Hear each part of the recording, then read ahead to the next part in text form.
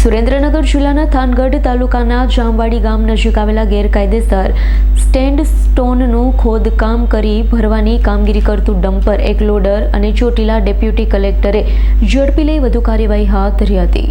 35 લાખના મુદ્દામાલ જપ્ત કરી ચોટીલા મામલેદાર કચેરીએ ખસેડાયો છે. જિલ્લાભરમાં બેફામ રીતે ગેરકાયદેસર રીતે ખનીજનું ખોદકામ તેમજ વહન થઈ રહ્યું છે, ત્યારે ચોટીલા ડેપ્યુટી કલેક્ટરે કાયદાનો દંડો ઉગામીને સતત કામગીરી કરી અસંખ્ય ખનીજ ચોરી તેમજ વહન કરતા ભૂમાફિયાઓને દંડાત્મક કાર્યવાહી કરી છે. છતાં બેફામ બનીને ખનીજ ખોદકામ તેમજ વહન હજુ ચાલુ છે, જેને લઈ ચોટીલા ડેપ્યુટી કલેક્ટરે થાનગઢ તાલુકાના જામવાડી નજીક આવેલા ગેરકાયદેસર રીતે સેન્ડસ્ટોનનું ખોદકામ કરી વહન કરવાની કામગીરી ધ્યાને આવતા એક ડમ્પર તેમજ એક લોડર આશરે ₹35 લાખનો મુદ્દામાલ જપ્ત કરી ચોટીલા મામલેદાર કચેરીએ ખસેડી વધુ કાર્યવાહી હાથ ધરી હતી.